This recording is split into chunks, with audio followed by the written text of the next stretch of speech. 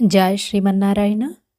మనం ఏ దేవాలయానికి వెళ్ళినా దైవదర్శన అనంతరం మనకు పంతులు గారు మన శిరస్సు పైన భగవంతుని పాదముద్రలున్నటువంటి శటగోపాన్ని ఉంచుతారు కదండి. ఆ క్షణమే మనం మనలోని సర్వ అహంకారాలను వదిలిపెట్టి వినయంగా అక్కడ తల వంచుతాం. శత్రువులే మన పాదాలను తాకి క్షమించమంటే మనం కరిగి వారు ఎన్ని తప్పులు చేసినా కూడా క్షమిస్తాం కదండి. మరి ఆ భక్తవత్సలుడైన ఆ స్వామి పాదాలను మనం మన శిరస్సుపై ధరిస్తే మన అహంకారాన్ని ఆయన తీయలేడా అండి? తప్పకుండా తీసి మనల్ని కరుణిస్తాడు, అనుగ్రహిస్తాడు. మరి స్వామి పాదాలు ఉన్నటువంటి శటగోపానికి ఒక గొప్ప స్టోరీయే ఉందండి. అదేంటో మనం ఈరోజు ఈ వీడియోలో తెలుసుకుందాము. హాయ్ హలో ఎవరివన్, అందరికీ నమస్కారం. Welcome to Usha's entertainment. నేను మీ ఉష. ఆ శ్రీమన్నారాయణుని యొక్క ఆభరణాలు అలాగే ఆయన యొక్క ఆయుధాలు ఈ భూమిపై ఆళ్వారుల రూపంలో జన్మించాయి.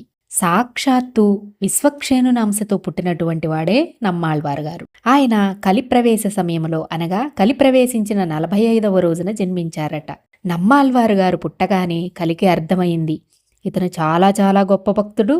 ఇతను భక్తిని వ్యాప్తి చేస్తే నా ప్రభావం ఈ కలియుగంలో ఎలా చూపించగలను అని అనుకుని నమ్మాళ్వారు గారిని శటం అనే మాయతో ఆక్రమించాలని చూస్తే ఆ బాలుడు ఒక్కసారిగా కళ్ళు తెరిచి కలిని చూడగానే కలి నమ్మాళ్వారు గారి శక్తికి భయపడి పారిపోయాడట.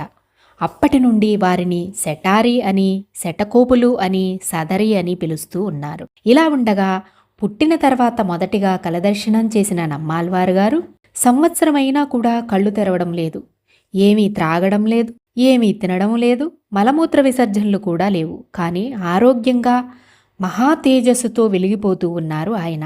కళ్ళు తెరవని బిడ్డని చూసి తల్లిదండ్రులు ఎంతగానో బాధపడ్డారు. వైద్యునికి చూపించారు, అయినా కూడా ఏం ప్రయోజనం లేదు. అయితే దగ్గరలోనే ఆళ్వారు తిరునగరి అని ఒక ఆలయం ఉందట.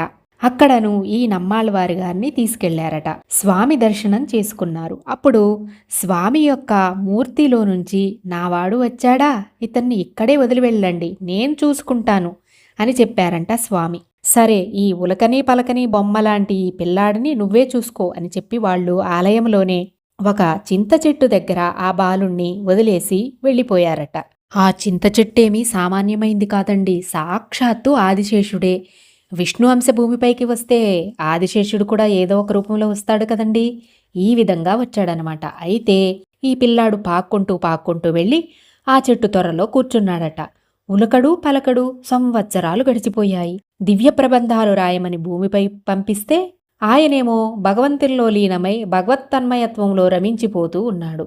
ఇప్పుడు శ్రీ మహావిష్ణువు యొక్క పద్మం యొక్క అంశను మరో ఆళ్వారుగా జన్మింపజేశారు స్వామి. ఈయనే మధురకళి ఆళ్వారు గారు. ఈయన గురువును అన్వేషిస్తూ తీర్థయాత్రలు చేస్తూ ఉన్న సమయంలో ఈ ఆలయంలో చెట్టు త్వరలో ఉన్న నమ్మాళ్వారు గారిని చూసి, ఇతను మనిషా లేకపోతే బొమ్మ, ఇతను కదలనైనా కదలట్లేదు అని చెప్పేసి ఒక పెద్ద రాయిని తీసుకొని ఆ రాయిని గట్టిగా నేలకేసి కొట్టాడట.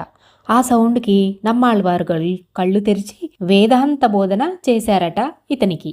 ఈ మధురకాళ్వారు, గురుదేవా నన్ను శిష్యునిగా స్వీకరించండి అని నమ్మాళ్వారు గారి పాదాలపై పడగా శిష్యునిగా స్వీకరించారట. నమ్మాళ్వారు గారు చెప్పిన 1000కి పైగా పాసురాలను ఇతను లిఖించి గ్రంథస్థం చేసి వ్యాప్తి చేశాడట.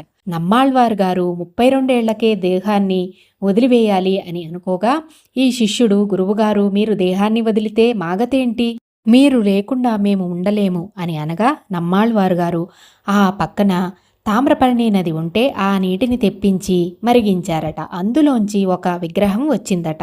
అదే నమ్మాళ్వారు గారి విగ్రహం. అది ఇప్పటికీ ఆళ్వార్ తిరునగరి అని తిరునల్వేలికి 30 కిలోమీటర్ల దూరంలో ఉందట. ఆళ్వారుల చరిత్రలో వీరిద్దరూ కూడా 11వ అలాగే 12వ ఆళ్వారులు.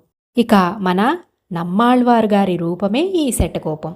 భక్తునిలో ఉన్నటువంటి అహంకారం అలాగే మూర్ఖత్వమును అణచివేసి భగవంతుని పాదాల చెంత జ్ఞానాన్ని ప్రసాదించేదే విష్ణువు యొక్క అంశ అయిన ఈ శటకోపం.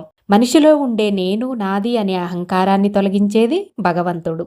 ఆలయంలో అందరూ స్వామిని తాకలేరు కదా, అందుకే స్వామి మనపై అనుగ్రహాన్ని చూపించడం కోసం శటకోప రూపంలో ఆయన చరణాలను తాకే అవకాశాన్ని కల్పించారు. పరమయోగులకు పరిపరి విధముల వరములను ఒసగిన పాదములను ఆ బ్రహ్మే కడిగినటువంటి పాదాలను మన శిరస్సుపై ధరించే భాగ్యాన్ని ఈ సెటారి రూపంలో మనకు అందించారు స్వామి. అందువల్ల ఆలయానికి వెళ్ళినప్పుడు తప్పకుండా స్వామి పాదాలు ఉన్నటువంటి సెటారిని మీ శిరస్సుపై ధరింపజేసుకోండి. జై శ్రీమన్నారాయణ. స్వస్తి.